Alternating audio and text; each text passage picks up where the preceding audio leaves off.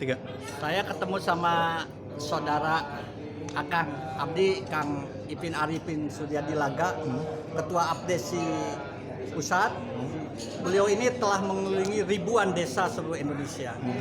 Dia akan bercerita sedikit tentang hebatnya suku Kei di Maluku, contoh untuk orang Sunda bagaimana bisa berkelompok dengan baik. Kang Ipin, naon kumaha domengna teh? Kita kan beberapa keliling daerah lah ya. Kita tetap membawa dua visi. Visi pertama adalah bagaimana desa Indonesia itu bisa bersatu maju, baik dalam pelayanan, pembangunan maupun pemberdayaan masyarakat. Visi yang kedua, saya selaku orang Sunda ya pengen maju juga Sunda di Indonesia. Yang sampai hari ini Sunda ini bukan dikatakannya tidak ada kemampuan, daya guam sanes, tapi Sunda itu kayaknya kurang bersatu. Tekaop ayaan muncul rada sirik sih kan.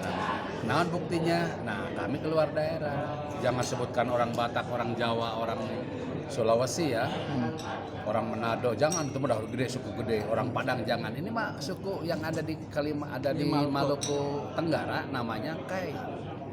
Orang Kai itu Kabupaten Maluku Tenggara itu dari Maluku kalau naik sepeda itu bisa 2 hari 2 malam. 2 hari? Akan 2 hari ke sana? Iya besar gitu. Nah di situ ternyata kesatuan kerukunannya suku Kai itu hebat sekali. Bisa dibuktikan di Jakarta. Padahal penduduknya hanya berapa? Hanya berapa gelincir coba Kai itu.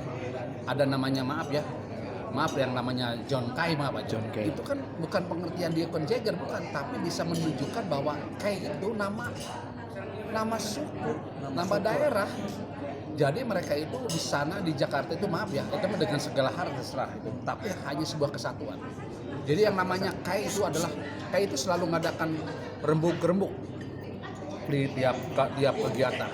Pokoknya di mana berada orang Kai berarti harus bersatu, harus membantu, biarpun mereka negatif harus dibantu. Karena apa? Karena merasa satu kesatuan yang tidak bisa dipisahkan. Beda lagi dengan kita, maaf dengan hormat, mungkin mudah-mudahan ini, mudah-mudahan contoh ke depannya, dan mudah-mudahan nanti ada perwakilan DPD RI dari Sunda bisa membawa Jawa Barat itu di dalamnya Sunda lebih diperhitungkan di tataran nasional. Ya mudah-mudahan lah tingkat menteri, tingkat wapres, presiden ya harus jadilah dari suku Sunda. Kesimpulannya Sunda itu harus segera bersatu karena suara terbanyak di Indonesia.